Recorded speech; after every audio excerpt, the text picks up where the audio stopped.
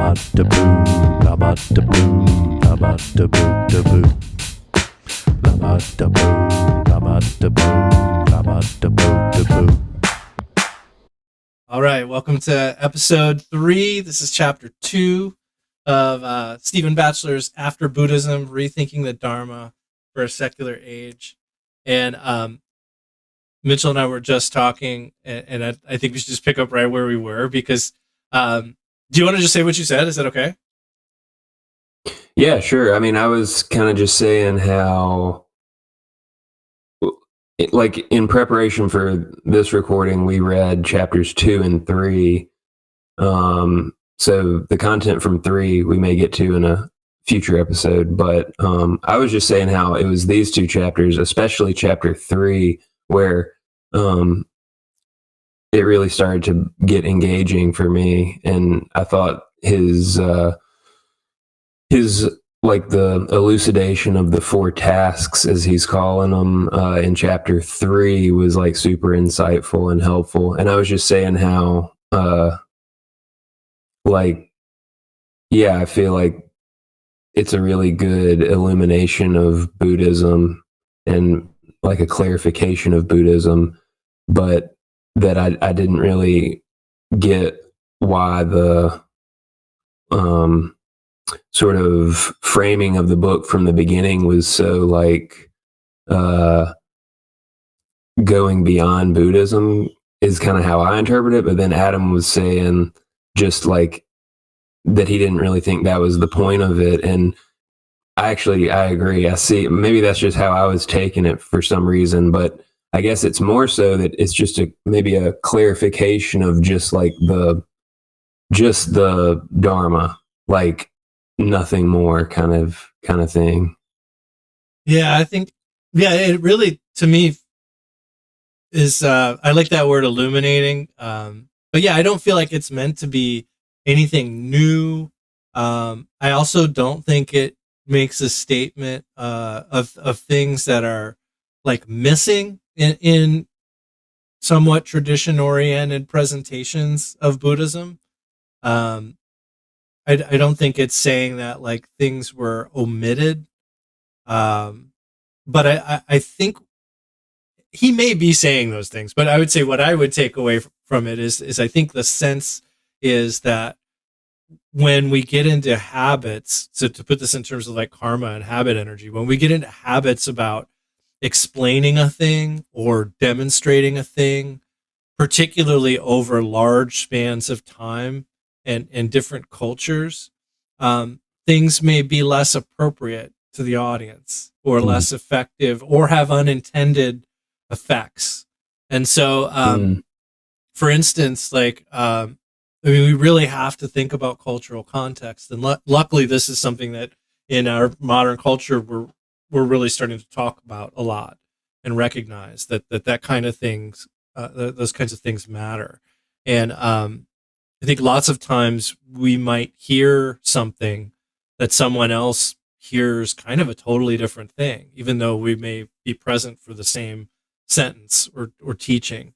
And we can really take things in very different ways. So for instance, like one of my notes is like, I always heard about the need to trust in our Buddha nature, but what stuck more in my context was the need to learn all these new rituals and ways of thinking that I thought emulated my teachers. And that was my mistake. But I think it's a product of who I am and my context.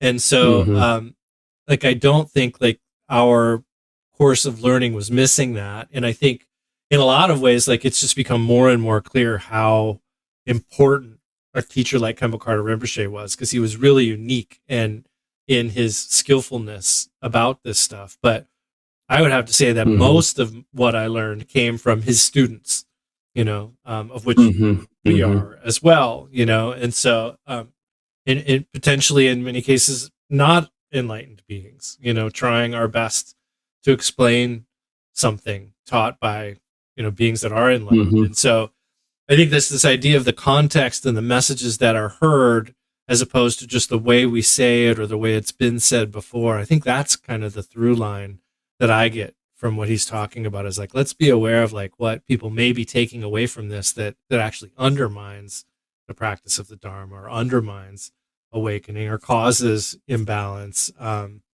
so I think I feel like what he's trying to do is just get back to the roots. I mean, and so with that in mind, like, I've never really read stories about people that were around when the Buddha was around, like, because frankly, in the Tibetan tradition, we don't really read the sutras, and we don't really learn about the life stories of the Buddha very much. Like, we stick more towards other material, really, like stuff that's come after that, and meditational deities and tantra.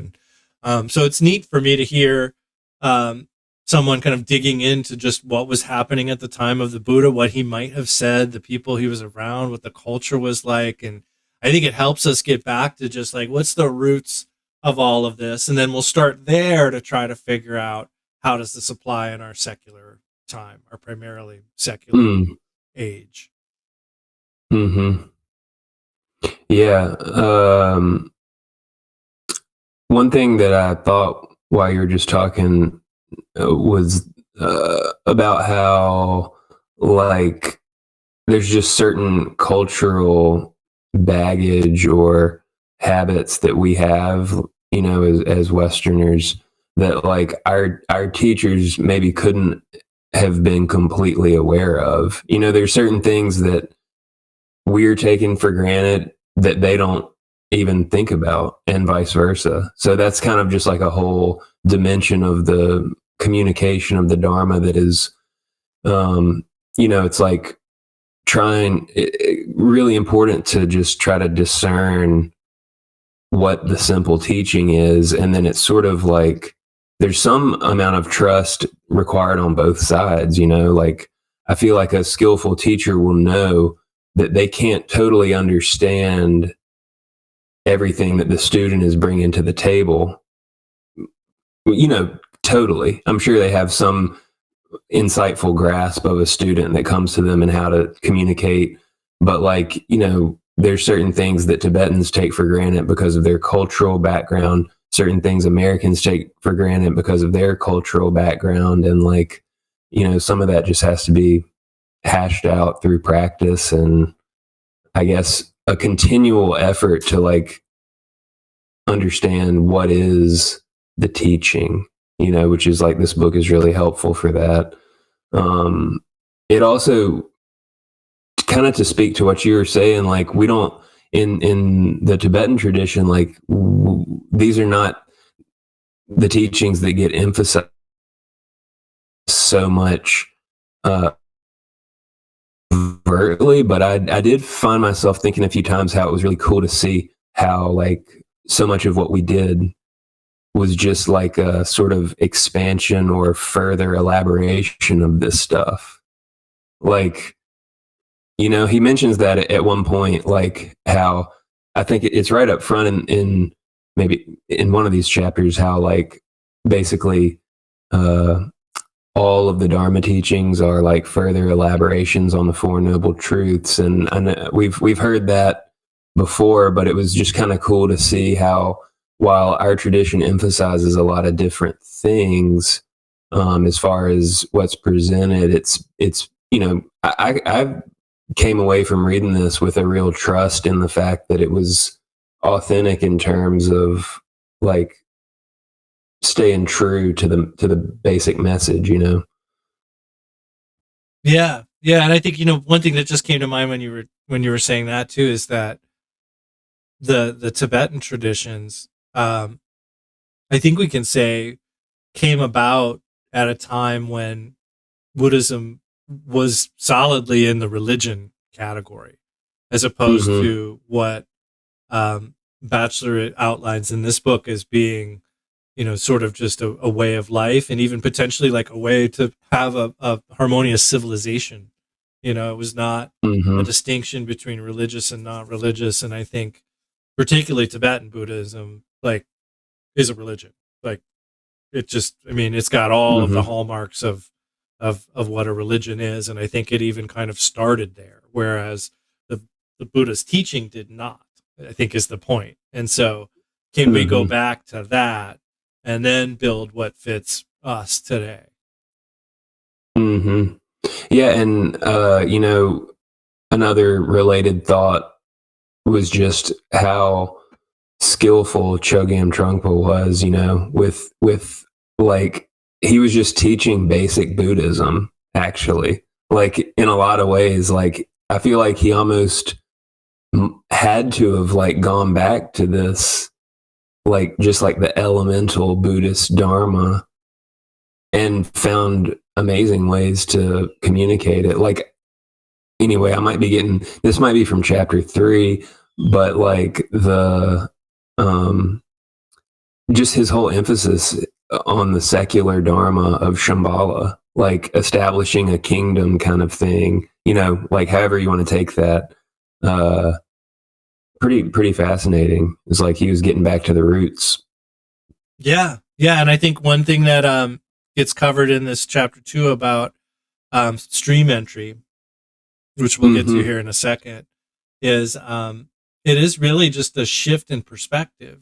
Like, and actually, I think he talks about nirvana that way. Like, it's not like a change of like, it doesn't transform everything. It just your view changes. And I remember when you first you were a part of getting me into reading Trungpa, and I remember explaining to you that at the time that I felt like the Dharma was like a sculpture that I had in my house for a decade or more. And this is when we were in the 3-year retreat. I'd been practicing for a long time, and I had this sculpture, and it's like Trungpa walked in and turned it like a couple inches to the right.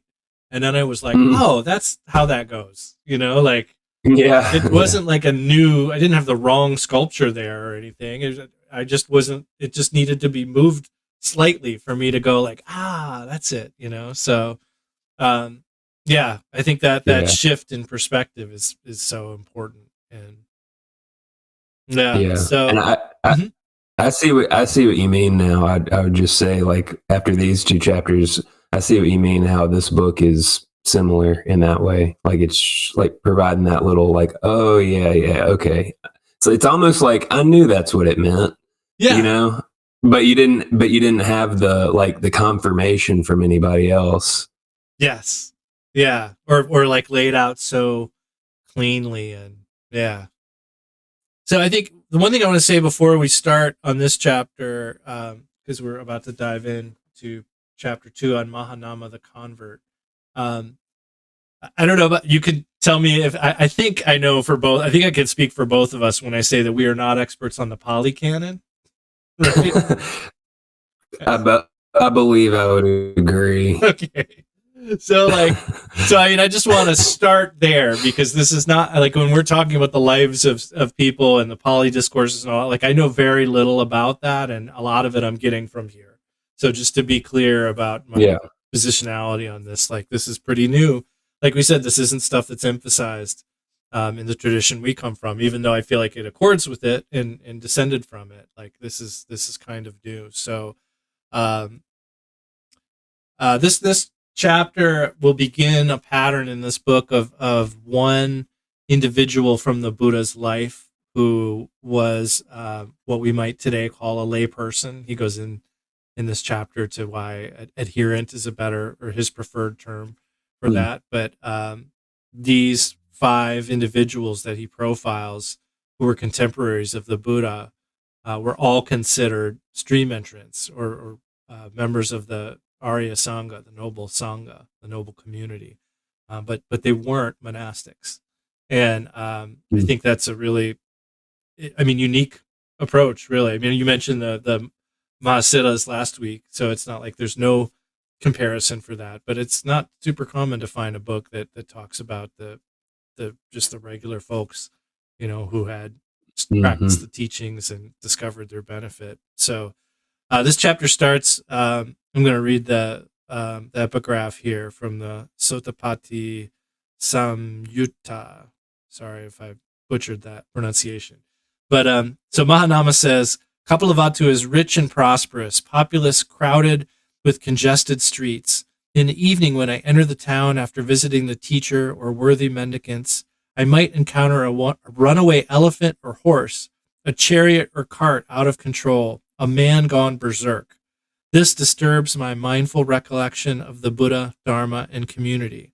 It occurs to me, if at this moment I should die, what would be my destiny? What would the future hold? Gautama says, do not fear, Mahanama. Do not be afraid. Your death will not be a bad one. A noble listener who possesses four things, slants, slopes, and leans toward nirvana. What for? Here, Mahanama, a noble listener has lucid confidence in the Buddha, the Dharma, and the community. He possesses the virtues dear to the noble ones. Suppose a tree were leaning toward the east. If it were cut down, in what direction would it fall? Mahanama says, in whatever direction it was leaning, sir. And Gautama says, so too, Mahanama, a noble listener who possesses these four things, slants, slopes, and leans towards nirvana. And I could say I've had the same fears as Mahanama, for sure. And I think I've heard a lot of teachings that I think have utility, but I've heard a lot of teachings that say, like, whatever you're thinking at the time you go, yeah. That's where you're going, and it's like, no, so right. Everything else, it's only that last instant that matters, and I think this is a different view on that. And I'm grateful to have heard it, Absolutely. Yeah. Very encouraging. I feel like, and sometimes it occurs to me that like so much of this stuff is just about like different ways of giving different people confidence. You know what I mean? Like, because that, like that, the other style of teaching could give someone confidence in a different way. Like they could both be true. Like, yeah, I'm sure it kind of does matter what's going on right at that moment on a certain level. And that could really help somebody. Right. Mm-hmm. Like, but at the same time, like for me, like, as you seem to say for yourself, like this is the sort of thing that gives me more confidence, at least right now, while I'm living a life that's frequently imperfect and includes me screwing up a lot or like not having the right view or whatever. It's like, okay, well, like basically I'm headed in the right direction. Yeah. It's pretty encouraging. I agree. Yeah. And I think that's maybe the through line of this whole thing is you're always going to hear it's this or it's that. And we talk in the first chapter about how language is like our language is like that, but a lot of what we're dealing with here is liberating ourselves from that kind of thinking. And so in order to liberate ourselves from that kind of thinking, we need to leverage it, and use it as the kindling, of this fire of wisdom. So we're always going to have to play with those ideas of this or that. But I think it's good to know that we're always trying to find our way to one or the other and probably getting hung up on one or the other. And, so there's a lot of ways to teach the Dharma. There's countless ways. But I think when one style is that sort of definitive, it's this style, and you could almost say the opposite too. Like you could also say like, it is always just, the accumulation of your thoughts and deeds, and it's never just the one of stuff, but it has to be some mix of those two. It has to be the middle way. So we start this story learning a little bit about Mahanama. We kind of start out learning about how his story ends, which is with the Sakyans being under attack by King Vidudaba. And it's the community of which Mahanama is the chief. And he begs King Vidudaba to allow as many of his fellow citizens to flee for as long as he can stay underwater. So Mahanama goes underwater and is going to hold his breath. And while he's holding his breath, as many people will leave as possible. And the king agrees to this because of some family connections that they've had in the past. And but what ends up happening is he gets his hair caught on some sticks or something and ends up drowning. At least that's how it's framed here in the beginning. So he saves a number of his fellow citizens, and so we learn that ending first. And then I think there's some interesting talk about scholarship that has indicated that Sakya, this area where they lived, was in a part of India, he says, where the doctrines of Brahmanism, including belief in a creator god and the divinely ordained caste system, were neither widely known or accepted. So, I mean, that right away was like surprising to me, because I kind of just always thought the context back there was Brahmanism, and Brahmanism preceded Buddhism, and I think we kind of always hear that I believe I've heard that before. Maybe that was just my own delusion, but I think that's kind of the generalized story we hear of India and then the arrival of Buddhism. But I think it's interesting to note that like there wasn't a built-in belief in like the caste system, and like he references this phrase that appears again and again in the Pali Canon about wanderers and Brahmins being two distinct groups. So like a wanderer would be like a spiritual seeker, like the Buddha at the time.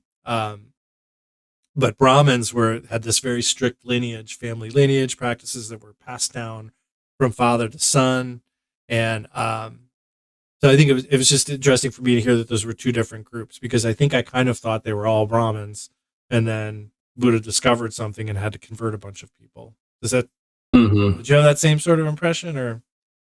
Yeah. I mean, I never really thought about it much more than just kind of like you're saying, like the Buddha was sort of like had this idea that went against the grain of the basic culture at the time. But yeah, I thought this was there, I guess a lot of the value of this chapter for me was like kind of just understanding a little more about the historical context at the time. It kind of makes things come together a little bit in my mind about how all this developed, Yeah. I thought one thing I have written down in my notes on this section was just that, like, kind of exactly along with this, is just kind of cool to reflect on the fact that at the time the Buddha was just one of like all sorts of many non-Brahmanic wanderers. I mean, he, I guess, sort of achieved a particularly powerful, unique kind of insight amongst non-Brahmanic wandering seekers, and it's just, I mean, it's cool to reflect on that in terms of ultimately his teaching becoming one of the most long-standing established world religions. I mean, it's pretty crazy. Yeah. Well, and it also made me think too, like, how is it really that different? Like, if you had a bunch of wanderers going around, and my sense from what we've read here and what I've learned is like these wanderers were not going around trying to found religions. They were doing what the Buddha was doing, right. Was trying to figure out how to live a life that has as much happiness as possible, and hopefully no suffering. They were just trying to find it. So it made me kind of wonder, like, how different is it than today in terms of like all of the different self-help YouTubes and Instagrams, there's a bunch of wanderers out there that are not trying to found religions, but are definitely sharing what they've discovered about a happy life. And we kind of still have that same dynamic going on. Yeah, absolutely. Yeah. Yeah. I mean, it's there. It really, it's a very fascinating book to read after having been so involved with Buddhism formally. I mean, I feel like one helpful thing it's doing for me is just to like, it's speaking to me right where I'm at, in the sense of like starting to see the broader scope of all this stuff beyond all the labels, like the essential message of Dharma, like you're saying, is really not a religious message, and it's actually not that complicated. I mean, which is encouraging, and like it's kind of liberating in the sense that you don't have to feel like your life is non-applicable to so much of it. That's kind of how it is for me. And like we've sort of mentioned before, like sort of in the vein of like you've said, there's not always something that you have to do. Like there's not always a method to apply. Like you can kind of just be a little more comfortable with your state of being as the method. And I feel like this is really encouraging to that, because it's like sort of providing that insight about like, okay, like the essential part of this is like you as you are in your life is not so far off the mark. It just needs to be clarified a little bit, Yeah. So And you're already slanting, sloping, and leaning, yeah towards nirvana. Yeah. I didn't have anything else for part one. Anything else you wanted to cover there? Yeah, just one thing. I just thought this was interesting. I mean, doesn't really have anything to do with the Dharma per se, but I did think it was cool to me, that whole bit about, I guess, the clan that the Buddha came from, the Sakya. I mean, we normally say like the Sakya clan, but here it's like what, Sakyans? Or like I think he like means Sakya, but like they are Sakyans. Right. Okay. Like Americans. Yeah. That's what I took away. Right. Okay. Yeah. I think that's probably right. But I just thought it was cool that I guess it means they're like sun worshippers. Yeah. Like in terms of their, I guess maybe we would say like indigenous or ancestral religion, or whatever. And hang on, let me take a look at this. I think it's at the beginning of part two. Oh, is it? Yes, right at the start of part two. Oh, okay. Yeah. Well, I thought that was cool, honestly, because I've just always had this thing personally where I'm like, of all the kind of more like elemental nature based spiritual philosophy, like I've always really kind of jived with worshiping the sun. Like that makes a lot of sense to me. Like if of all things that we should worship, I mean, or like, I don't know. And it was interesting in a couple ways. One, just because, that strikes a chord with me. I like sun imagery, like it's just cool, but also in the sense that like the sun and solar imagery ended up being really important in Buddhist iconography.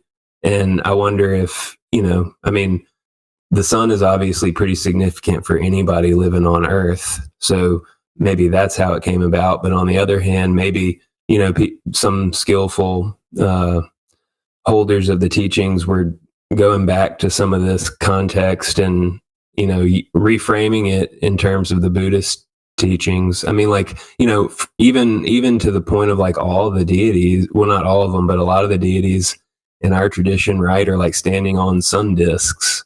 And like there's the whole sun, like Vajrayogini is super associated with the sun. Mm-hmm. So that's pretty cool.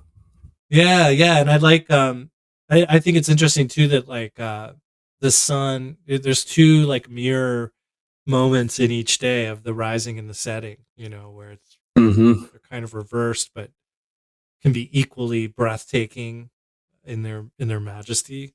And I remember somebody said something once to me. I think they were just saying it offhand, but they were like, I don't know which I like more, sunsets or sunrises. But it like really stuck with me for some reason. And I started to think about it, and I was like, you know what? I like sunrises. Now, granted, I'm going to be awake. It's probably for the sunset. But if I have to pick one of the two, I'm going to say sunrise, because I realize like sunrises are like always beginning. Like there's always a start.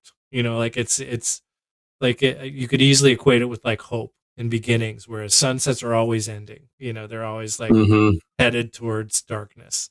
And so I think there's, when we talk about like facing east, or that idea of like Mm-hmm. facing towards Yeah. the rising sun, new beginnings. The Great Eastern Sun is one of Trungpa's Yeah. books, right? That's a big part of the shaman Yeah. thing too.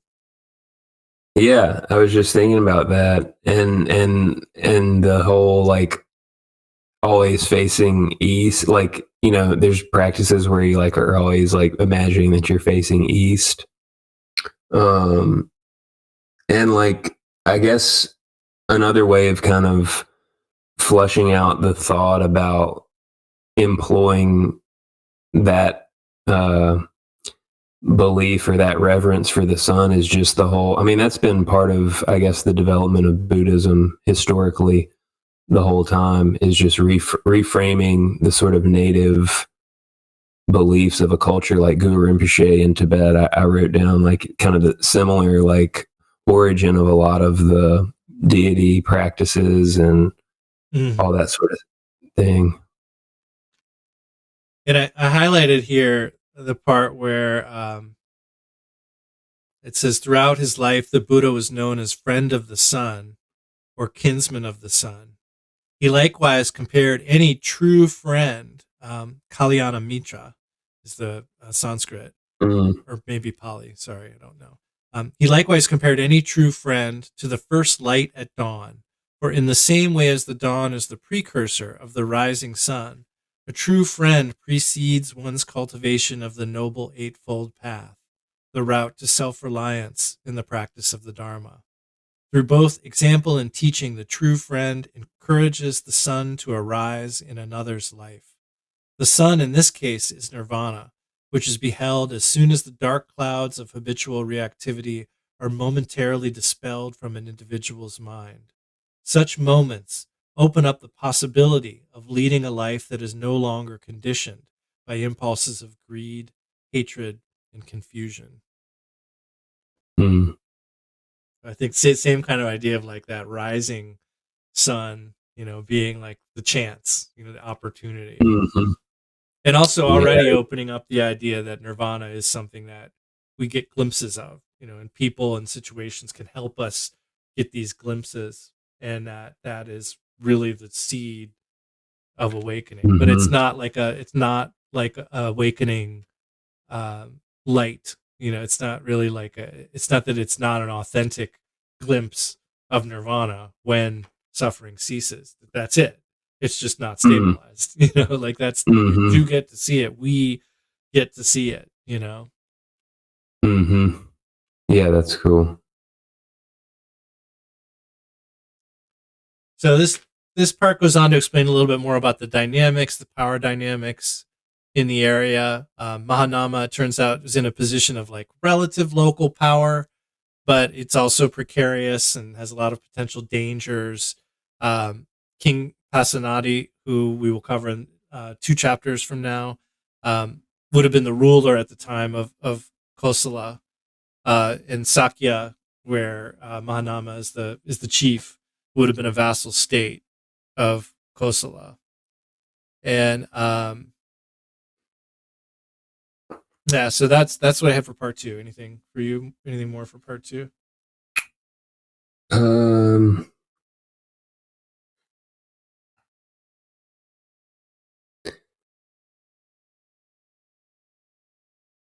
No, I don't think so. I mean, there's a lot of stuff in here. It was cool to read all that. I mean, yeah, a lot of anecdotes and. I thought, I guess one that did stick out to me was the Supa Buddha story. Supa Buddha was somehow related to the Buddha's wife, and was super pissed that the Buddha left his wife or left her.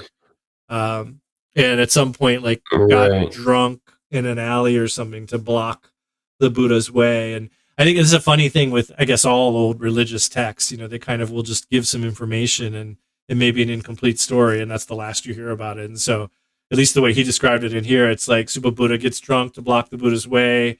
And then a couple weeks later, he falls down some stairs and he's dead. Right. Yeah. He stinks there was something else in here too. I mean, it's a different story, but like it sort of like referenced the idea at the beginning of the chapter about, you know, basically the town drunk died, and the Buddha was like, I want to read that quote when we get there. Yeah, he's a good guy. He was sloping toward awakening. Guys, give him a break. Yeah. So we move on to part 3. We learn that this is where we start to learn about stream entrant, which is a phrase I'd heard but never really knew that much about. And we learn that Mahanama, even though he has duties as the chief of the Sakyas and head of the Gautama clan, he says that the discourses consistently present him as a stream entrant, Sotapanna. And he quotes Shariputra, who was one of the disciples of the Buddha. Shariputra says that stream here is a metaphor for the Eightfold Path. So we'll learn more in the next chapter about the 4 tasks, or what we might call the 4 noble truths. And the fourth of those, the path, is the Eightfold Path. And so Shariputra says that the stream is this stream of the Eightfold Path, and basically it means no longer being trapped in cycles of habitual behavior going nowhere, but flowing freely. And I love the idea. He has a really great description of what it means to enter the stream, and he also equates it with like autonomy, in the sense that like you actually like you're connected to the teachings in such a way that you get to know, you know, like what works, what's an appropriate statement, to quote back to where we were a chapter or 2 before.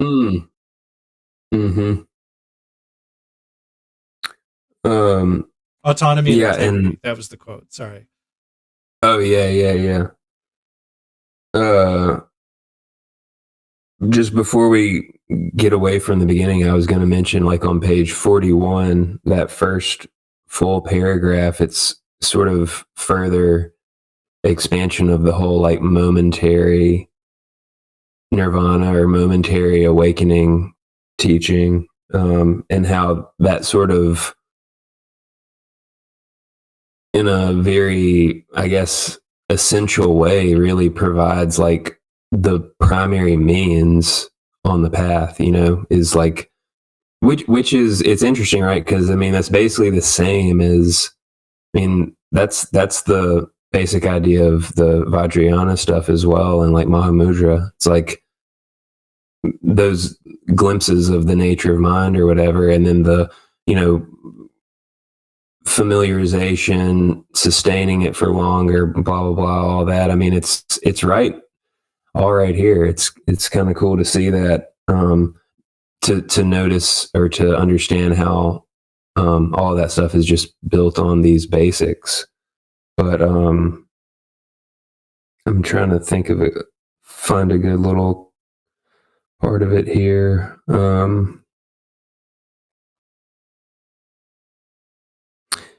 It just, like, you know, indeed, the path itself has its source in a person's direct experience of the suspension or absence of these impulses, like habitual impulses, which is the definition of nirvana.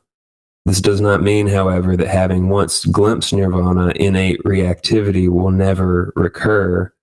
But it does say, like, the experience of nirvana marks a turning point in an individual's life, and it not necessarily a final and immutable, but it's kind of like you were saying earlier, like that shift in perspective that then becomes kind of what we like live into.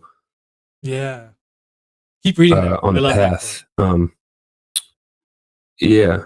And then it just goes on to say, after the experience, one knows that one is free not to act on the impulses that naturally arise in reaction to a given situation, whether one chooses to act on impulses is another matter. Yet it is precisely this freedom that serves as the wellspring from which the stream of the path begins to flow. Yeah. Good stuff. Yeah. I mean, I love that part. That was what I had highlighted. Yeah. It's good stuff. Yeah. Yeah. And then, so they go on to say at some point Mahanama became a stream entrant or a convert to the Dharma that the Buddha taught. And in doing so, he became part of the Arya Sangha, or noble community.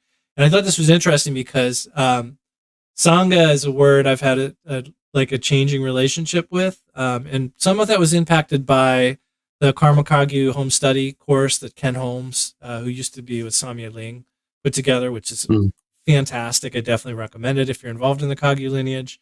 But he makes a real point in a pretty adamant footnote that Sangha is reserved for two meanings. It is fully enlightened beings, like the basically like the bodhisattvas and Buddhas, or monastics, a community of monastics. And he makes the point of saying, like, when I say he's adamant, he makes the point of saying, like, we've started to kind of just refer to our Buddhist communities as sanghas, but that's not what the word means. But I've heard people say, again, this, that. I've heard, like, this kind of says the opposite. This says, like, no, it's all of everybody who's a stream entrant. And in fact, what it says is, upon becoming a convert, Mahanama entered the noble community, Arya Sangha, in which he had lucid confidence. Besides homeless mendicants, the community included numerous men and women adherents, clothed in white, enjoying sensual pleasures, who carry out the Buddha's instructions, respond to his advice, have gone beyond doubt, become free from perplexity, gained intrepidity. That's a funny word. I don't know if I've ever said that out loud. Intrepidity. And have become independent of others in the teaching. The noble community was composed then of all who had entered the stream of the Eightfold Path, mendicants and adherents alike. Yeah. Yeah, I had a little note about that, just kind of more of that interesting historical clarification, like the whole idea of the white Sangha, like that's been upheld in a much more pronounced way in the Nyingma tradition than in our tradition, but like that's been a part of their tradition like all along. White? Yeah. Like I think it's like referred to, like it says here, clothed in white. But I think sometimes that's referred to as like the white Sangha, meaning like basically like the lay householder yogi Sangha, which has never died out, I mean, they have that tradition in a very pronounced way, and I don't really think that, they're respected very much. So it's not. I don't think it's seen in any kind of like lesser light.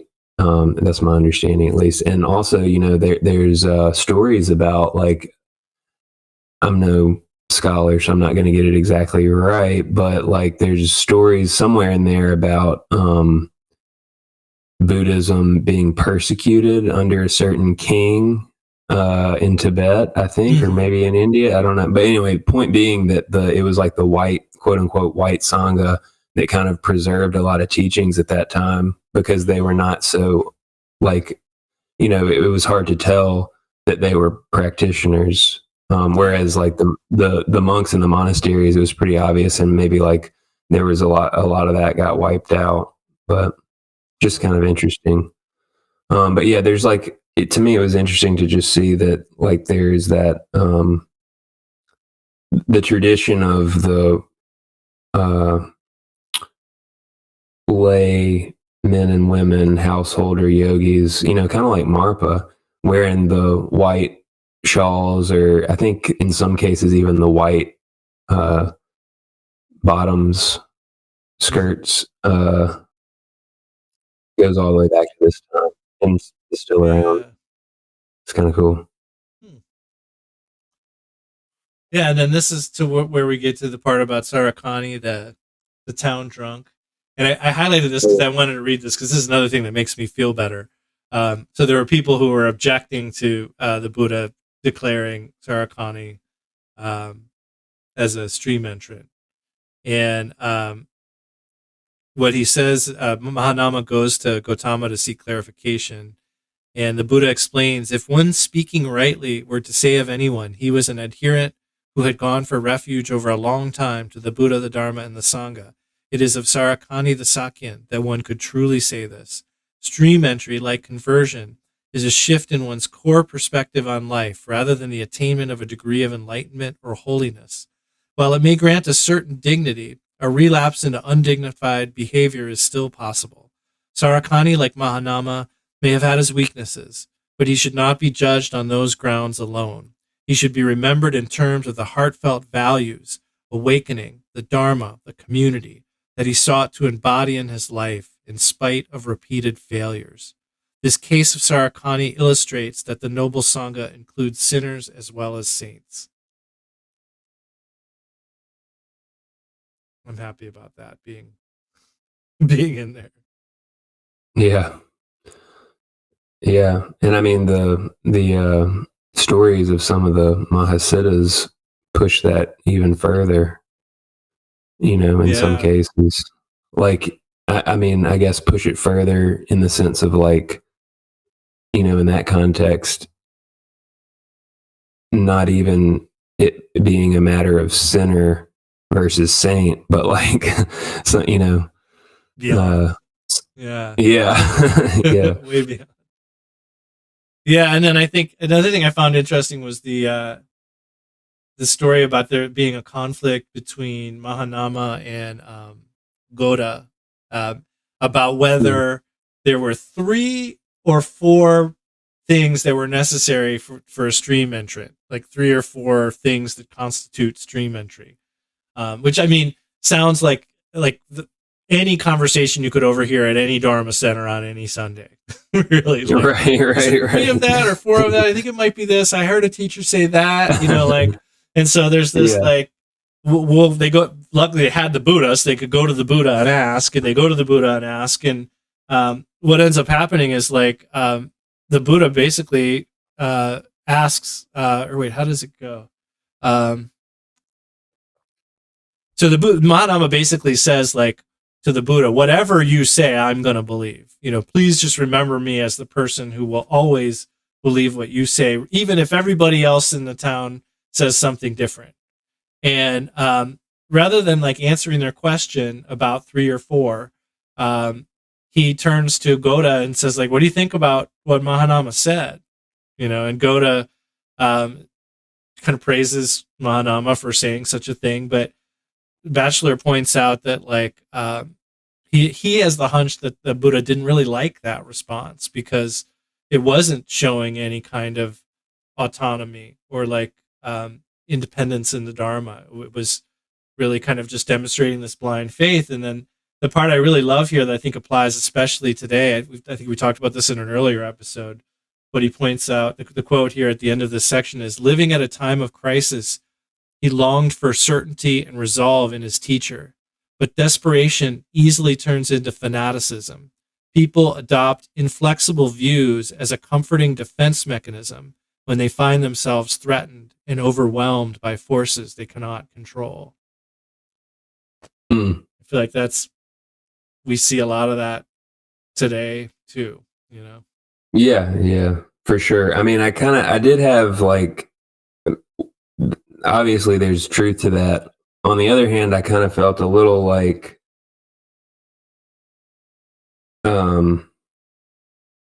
there's kind of like a positive or a little bit more of a flattering way to see that whole thing too, which is maybe that like from a place of humility and like genuinely like maybe I kind of like saying maybe I don't know, so I'm maintaining my faith in something that maybe I just don't, maybe I don't know, but I got the basic idea, and so I'm still invested. Yeah, that kind of attitude, which is, I mean, both are possible, but I feel like that's kind of worth mentioning. Yeah, I could see that too. Yeah. So then part 4 here dives into kama, not karma, Karma, but kama, Kama. Mm. And the quote here is he says the shorter discourse on the massive suffering recounts an exchange in Nagroda's park outside Kapilavatthu. Mahanama greets the Buddha, sits to one side, and says, I have long understood your Dharma as saying, greed corrupts the mind, hatred corrupts the mind, delusion corrupts the mind. Yet at times, greedy, hateful, and deluded states overwhelm my mind and stay there. And I wonder what state is still at work within me, such that these greedy, hateful, and deluded thoughts keep invading me and won't go away. And the Buddha explains how the state that lies at the root of Mahanama's spiritual anguish is his sensual desire. It is not that Mahanama fails to understand that sensual desire provides little gratification and often leads to much suffering. On the contrary, he appears to understand this well. But because he has no access to the kind of bliss experienced in deep states of meditative absorption, he remains enthralled to the joys of sensual desire. So I like that because, number one, I think everybody has those experiences. Like, I'm doing these practices, they're supposed to bring about, some sort of virtuous and beneficial mindset. Why do I keep getting angry in traffic, or that person I live with or something? There's all kinds of situations we will all find ourselves there. And so this kind of frames this idea as sensual desire as being the central driver of all desire. And I think we've talked about this in previous seasons, the idea that sensual desire is the root of all desire. But it is what causes those states of greed, hatred, and delusion to stick around in our minds. And I think this highlights, too, how meditation is what can really get at uprooting those sensual desires. And just to give a simple example, for most people, sitting down to do some meditation, that's not a sensual desire. There's 20 other things we can think of that would sate, or we think would sate our sensual desire in that moment, that are not meditation. But in just engaging with a practice of placing the mind, we start to chip away at that habit of sensual desire.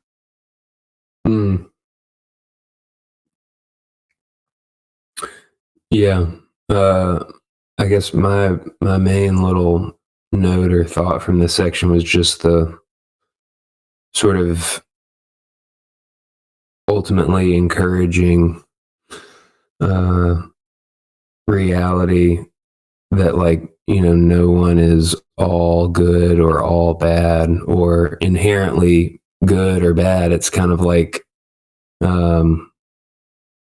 what I wrote down, I don't know exactly what I was thinking or relating it to at the time, was that like good and bad are kind of like good and bad are things that we label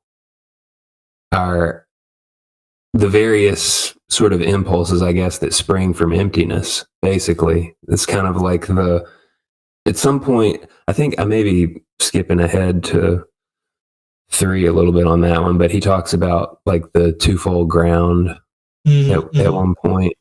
Oh, that's coming up. Yeah, that's this chapter. Yeah. I think I was thinking about it like that, like, basically, like, I guess another way to say it would just be like that we're not necessarily bound or set to be any one way inherently, moment to moment. It's like we're actually free to be any way, moment to moment, but we just have that habitual momentum.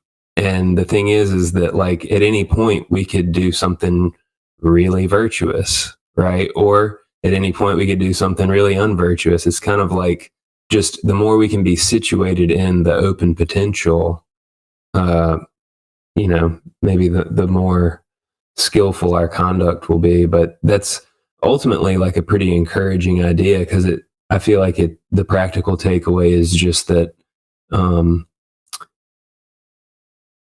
if you do something bad or like just something that you're not super proud of or unskillful in some way, you don't have to get so down about it, or think that that's who you are, Yeah. It's kind of like, okay, like it's actually very freeing, right? Because it's like, even the more time you spend being down on yourself about it is just a waste of time.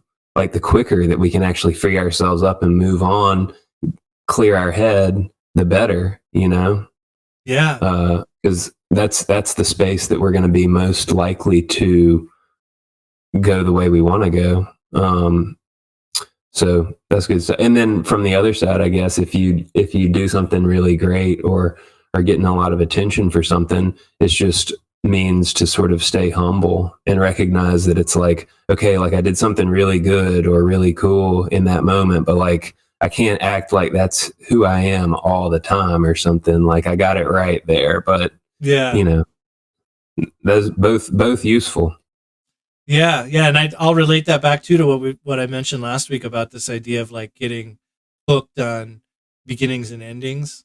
Like I think Mm. like I can imagine a scenario where I do something that I feel like is really virtuous, and then I just go like, "Good, got that in for the day." Right, right. Like, Yeah, and actually yeah, that yeah. was so good that ought to keep me for a week. Yeah,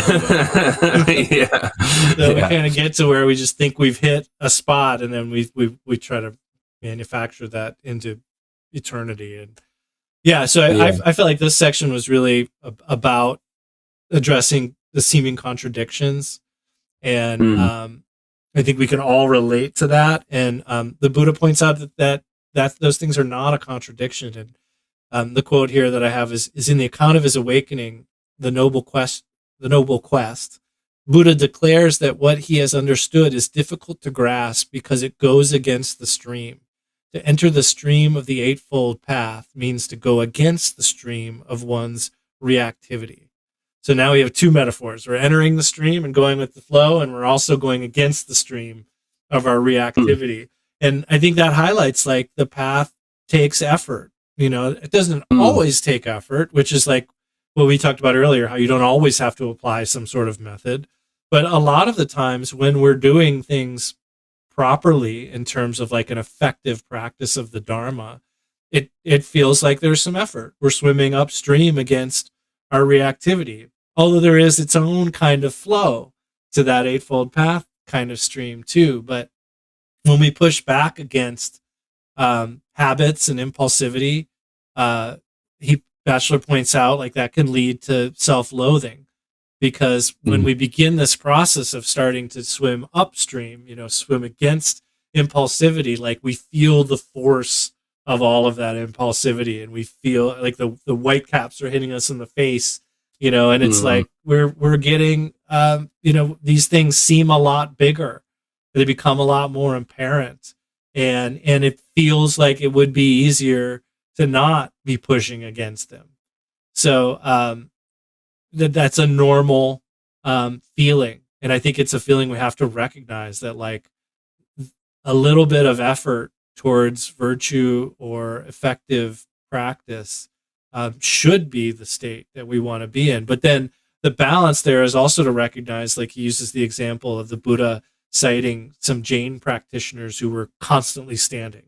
Like they had decided, mm, like if through constant standing they would overcome their sensual desire, which is again like an extreme in this analogy. It's like a warning not to go to extreme. Like we have to know, and we can push up against that stream, but there's also times where we kind of run out of energy and we should take a little break, and maybe just mhm, relax or be mindful. And so ultimately, like where we end in this section is that the Buddha taught a middle way that's between self-indulgence and self-punishment.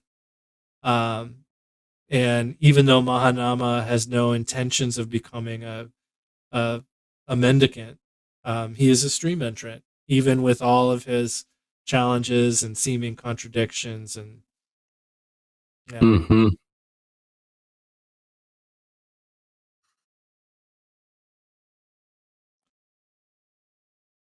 So section 6 starts with, I want to read a quote from here. We're in section 5, right? Mm-hmm. Yeah. Okay, so section 5 goes into a little bit about what is an adherent and a mendicant. And the Buddha describes an adherent, and Batchelor points out this is kind of still stands today. He says, an adherent is one who has gone for refuge to the Buddha, the Dharma, and the Sangha. An adherent accomplished in virtue is one who abstains from killing, stealing, sexual abuse, lying, and psychoactive substances that lead to carelessness. We might today call that like the pratimoksha vows in the Tibetan tradition. An adherent is endowed with faith in the awakening of the Tathagata, dwells at home with a mind devoid of stinginess, freely generous and open-handed, and possesses understanding directed to arising and ceasing, which is noble and penetrating. And he goes on to point out that I don't want to go into all of this.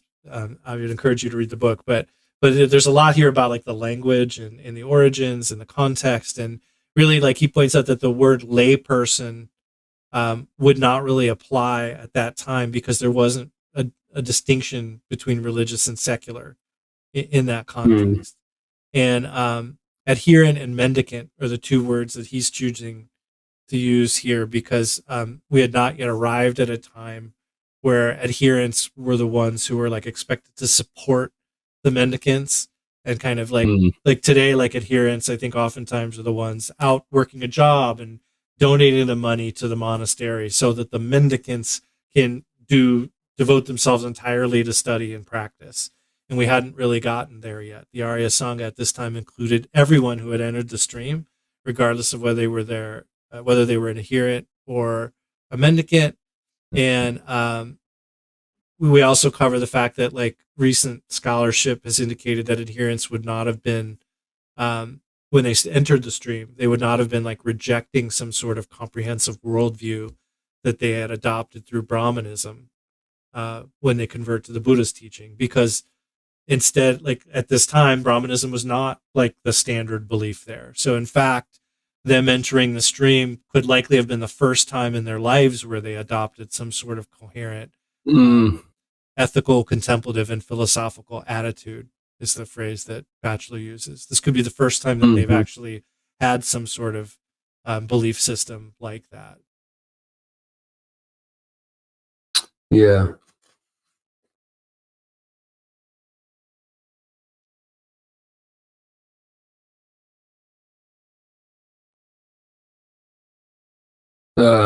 Yeah, I guess I don't have a ton of points about this written down, but one thing I just kind of thought of there, like in the context that I and we learned Buddhism, like obviously to some extent the monastic sangha was like revered in like a higher place, I would say. But at the same time, I do also feel like in a kind of heartening way, there were shades of this atmosphere of like everybody being together, at least like at KTD. I because like, you know, I feel like that was unique in comparison to the separation. I mean, I've never been to Tibet and I don't really know what it was like, but like, I believe that the line between monks and nuns in institutions was, I mean, pretty stark. Like, I don't think like big groups of lay people went to receive teachings in the monasteries. So in that sense, like, I feel like the paradigm in the West is kind of like a callback to this time in some ways. Like at KTD, you know, you had a room full of lay practitioners as well as monks and nuns. It was like a really cool mix of stuff. Like everybody was just there together and everybody got to receive the teachings. Like, you know, there was no discrimination in that sense. So that's kind of kind of cool, and it makes sense, I guess, because you know, moving the whole thing to a new spot, like kind of some things become equalized. You know, it's like you get back to what actually matters. So I mean, I think it was kind of a mix of both attitudes, I guess. Yeah. Yeah. And that also reminded me there was, when I was in Thailand, I was reading some TripAdvisor, like I was looking up some temple and I saw somebody's review. That some Westerner had gone to some Thai temple and they spoke Thai. The people in the temple didn't know that they spoke Thai. And and what I thought was interesting is people were talking about them while they were there. And so this practitioner went in and was meditating. But like in Thailand, like, I mean, I can't speak for all of Thailand, but I think from what I understand, most people don't, like if you're an adherent, you wouldn't go and just sit and meditate in a temple. You might pray or make offerings or things like that. But like the people who were talking about this visitor were saying like, look at him trying to be like a monk, you know, sitting there thinking he's meditating, you know? So like, so there are definitely cultures where this is like split, you know, and in fact, like someone can get like made fun of for when they're meditating because it's like something a monk would do, you know? Right. Yeah. So yeah, two different sides of that. Yeah. Different experiences. Yeah. Yeah, then we come to our last section here, which I had two kind of main threads. I think the first one is talking about how Mahanama advocated for an equal role for women as recipients and practitioners of the Dharma. And we get a story about how his wife, you know, kind of gave him some she kind of complained because she thought the Dharma was only for the men, you know, the Buddha was only teaching for the men. And because his wife asked and he wanted her to learn, Mahanama went to Suddhodana, who was Buddha's father's house. So I guess the teachings were being given at Suddhodana's house. But he didn't feel super comfortable going to Suddhodana. He went to Suddhodana's wife and asked his wife to talk to Suddhodana. And so he makes the point that with both Mahanama and Suddhodana ultimately being persuaded by their wives to allow women to be present at the teachings, like we can infer that, again, that this was not a Brahmanical society at the time where there were set strict social norms related to gender and caste and those kind of things. So I thought that we have this thread coming through here about equality, and I thought that was interesting. And then then we end with the story of Mahanama's death. So any thoughts on the equality thing before we jump wrapping it up? Not in a lot of detail. I mean, I noted that as well. But pretty much just making note of that aspect of the story. I mean, I would maybe just because of our background in Tibetan Buddhism, I immediately think of the fact that while, you know, a lot about Tibet and Tibetan Buddhism is, I guess, you know, male dominated culture, at the same time, in the stories, there are, you know, lots of examples of very significant female practitioners championing the Dharma in interesting ways, and also like significant male practitioners kind of deferring to and looking to their, like I'm thinking of specifically of Marpa, you know, his wife was like considered kind of like a secret, like hidden siddha, like she was realized herself, and he would often like ask her for advice. So I sort of thought of that. It's kind of cool that there's some thread of that unbroken, and like now there's so much being done to sort of make everything a little more equal in terms of, you know, women being able to become ordained and all that. Yeah. Yeah, I may have mentioned this before, but I know the first time I went to the Dharma Center here in Columbus, like I was part of what drew me back was that the Lama and the director were women, and I immediately was like, all right, has to be. There's things here that are like what I want. It was not overtly patriarchal, and clearly like people were in positions of leadership that were women. So that was part of the reason why I went back.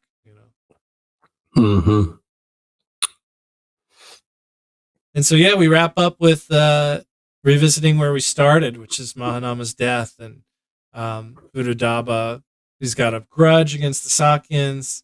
He goes to attack them in Kapilavatthu, which was a walled city.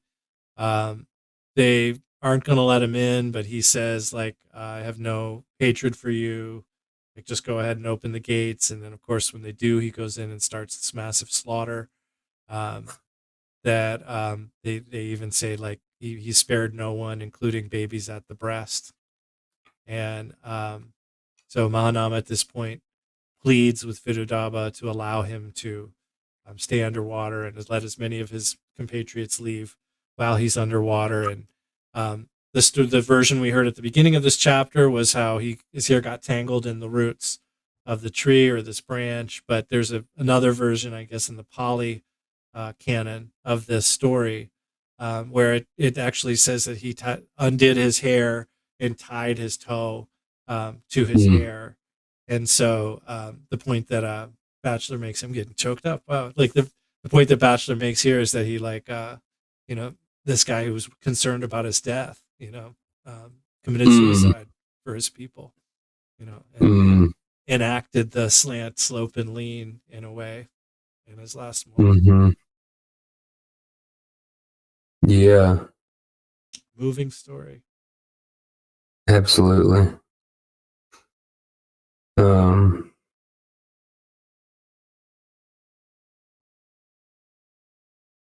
Yeah. The last sentence of the chapter kind of brings it full circle as well. He surrendered himself to the radiance of the sun.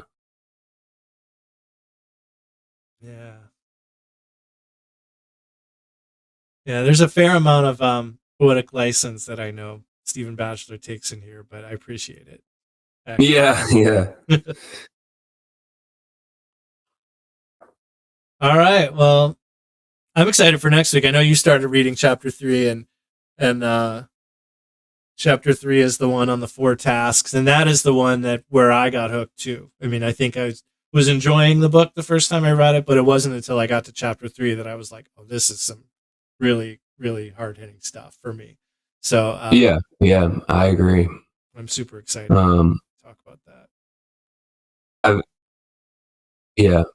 Same here. It's the first thing in a long time that I've read where the practical value, I guess, was such that I found myself kind of just, without even thinking about it, like automatically reading it, like studying it, like kind of trying to, I could see my mind trying to like remember, like, okay, it's first this, then, like, it's like, okay, well, there's obviously something here if that switch is turning on, you know? Yeah. Awesome. Well, I guess that's chapter 2 in the books, and we'll pick up again next week with chapter 3. Any plugs before we go? Any gigs coming up? Any new live albums? Not yet. We did just record another gig at our kind of home venue at Martin's this past Saturday. It was fun. Maybe something from that'll come out eventually, but right now, no. Cool. Well, yeah, check out Human Subtropic. And yeah, for me, digging into Mindfulness for Life, my nonprofit. So we are beginning a fund drive and trying to expand our operations. We've been working with the Boys and Girls Clubs and preparing some programming for the homeless population in Columbus. Mindfulness for Life mission is to bring free mindfulness and meditation training to underserved communities. So if anybody's listening and you can make a donation, or we also offer corporate consulting. We're doing some of that right now, which is great, like working with a factory and helping all of them learn some simple practices to stay grounded and maybe take some more control of their emotions. And obviously, when you do those things, if you're an administrator or a manager, you see productivity increase, you see morale improve, retention. There's all kinds of upsides to that. So I mentioned that because we are always accepting tax deductible donations, but you can also get for-profit services. So check us out at mindfulnessforlife.org. That has hyphens, so mindfulness-for-life.org. Cool. Yeah. All right. Well, we'll see you next week. So thanks, everybody. Bye. Take care. Bye-bye.